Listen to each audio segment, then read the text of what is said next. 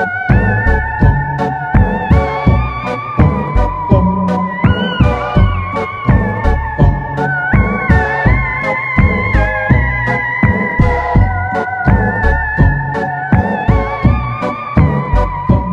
in. It is day 111, and you're speaking with the Meeples Champion. And we are so close to the end of our specialized Halloween month, and we only have 3 more games to go. Today, we're going to be pulling out a bigger game. It's an older game, not one I play very often these days, but one that I kickstarted way back in the day specifically to have as a Halloween option. That game is Transylvania, Curses, and Traitors. So the concept of this game is that you have a bunch of these large room cards, and you're going to slowly be putting these out on and making a board with them. And you're trying to make your way through, you're investigating, you're drawing cards, and you're trying to get knowledge cards. Once you've gotten 5 of them and return to where you started, you win the game. Pretty simple. Except there are more than knowledge cards to be drawn. And you have to be careful because as you're going through here and you're risking the different rooms you're going into, the different types of cards you're drawing, you could draw something that's bad. If you draw a combination of 3 cards marked for one of the 3 different monster types, the werewolf, the vampire, or the zombie, you become that monster. So all of a sudden, not only do you become it, that's literally who you are on the board. You're not dead. You're not out of the game. You shift, you have to remove your character from the game, you're adding in that character instead, and you become the werewolf, and now you're running amok and you're trying to eat people. So how do you win this game? Well, as I said, if you're the hunters, the whole idea is that you're supposed to get these knowledges in return. However, once somebody's been turned into a monster, now any player can win simply by killing a monster. So that becomes a whole other thing because somebody might be doing amazing, way ahead in the game. They've got 4 knowledges, maybe even already got 5. They're on their way back, and all of a sudden, player A gets turned into a vampire, and player B just happens to be there, and they take them out really quick. They win. But that's not the only way. You also, as the monsters, get a new way to win the game as well. So you can play this game at 3 or 4 player, or at 5 or 6 players. If you're playing at 3 or at 4 players, when somebody's turned into a monster, they have to kill 2 other players. At 5 or 6, you have to kill 3 other players. So once you become a monster, you can start going out and hunting the other players, and as you wipe them out, you get closer and closer to your objective. Now, you don't know who might have 5 cards, but you can judge based on the board. If somebody's clearly making their way straight back to where they started, probably signifies that they've got their 5 knowledges and they're on their way to get out of here. So it helps direct where you might attack. At the same time, you might get misdirected because somebody looks like they're doing that, they're not, and somebody else ends up making the run and they end up getting it. So it's an interesting game. It's fun enough, but let's jump in and let's judge this on our 7 categories.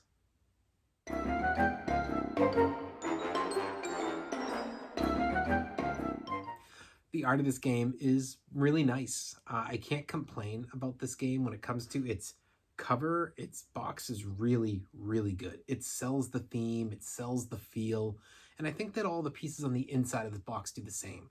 Whether you're talking about the large cardboard drops that slowly become the board, the cards, anything like that, it's really good. The art is a thumbs up.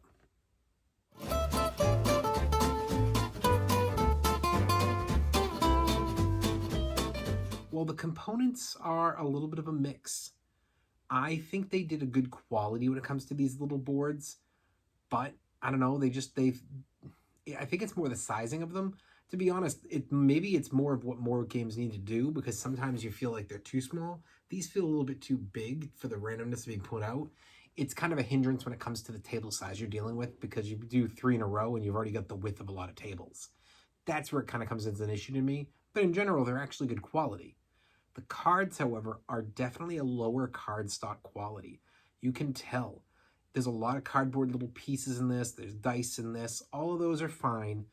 But, I mean, you have a huge amount of 2 different decks of cards, and these are not up to what my expectations would be. I have not played this game a bunch. I've only played it a few times in all the years I've had it. But definitely I can see that these cards are going to wear, and they're going to wear reasonably fast. So I'm a thumbs down on the components because of those cards.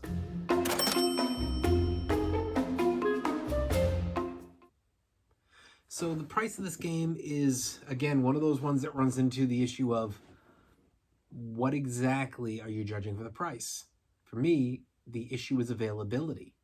When I bought this game, again, it was a Kickstarter investment. It never got huge. I've never seen it in shelves before. It's not something I see online.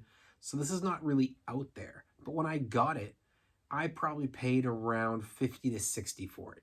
That includes shipping. Now, today, if you find this, it's going to be a rare find, so it's going to be higher priced anyways. But you're not going to find it. It's simply not out there for easy accessibility. And because of that, I have to give it a thumbs down.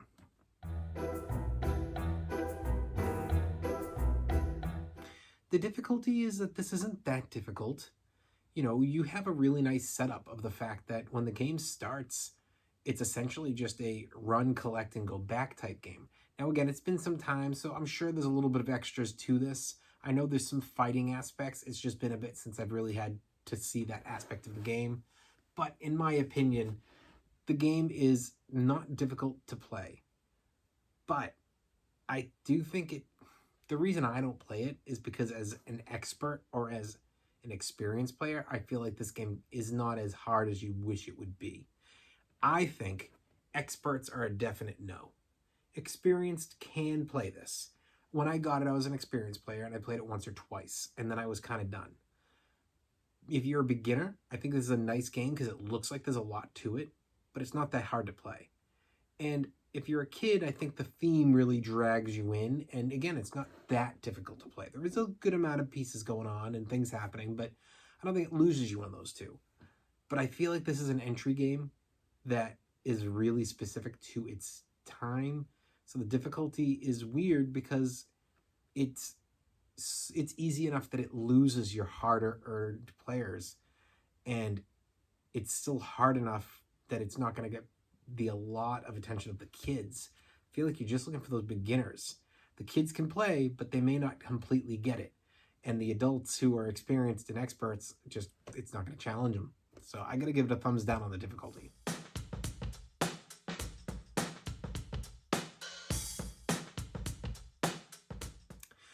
There is no replayability here. This game is not one you play twice in the same night. This is not one you're pulling out multiple times in October, and when it's not October, I'm not pulling it out anyways. I keep this on my shelf because when my daughter's older, I think it'll be a good game to help introduce her into some Halloween-themed games. I think people around this time of year who are looking for a fun game to play that's Halloween style, this box and this setup will grab them. But it's not one I expect people to want to play multiple times. I think replayability is just not there. Once you played it once, you're kind of fine. So, thumbs down.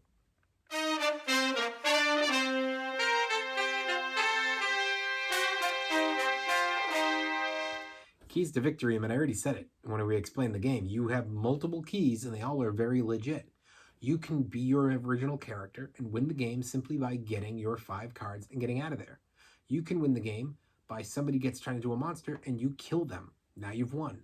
Or you could be turned into a monster and you can kill half of the players playing rounded up. I think that all of these are legitimate options. I don't feel that any of them are easier or harder than the others. And because all of them could technically happen to you, and it's a little bit in the rando situation of who and when, I find it to be something that it's definitely a thumbs up when it comes to those keys to victory.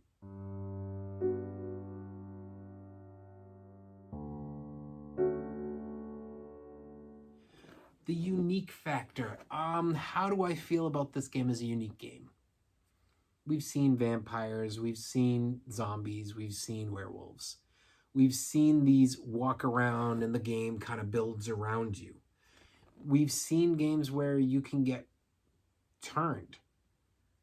I don't know that this game necessarily grabs me as unique. I think that every aspect of the game is found at least somewhere else I've played. And honestly, even though I don't think it's the greatest game ever, if given the option, I'd rather play a tile placing game in Zombies, where I feel like in that game, even though there's a little bit more dice rolling, it's a little bit more competitive and you can take your chances and you're not forced into this luck factor. I do feel this game forces you. In order to get those knowledge cards, you have to take chances and draw.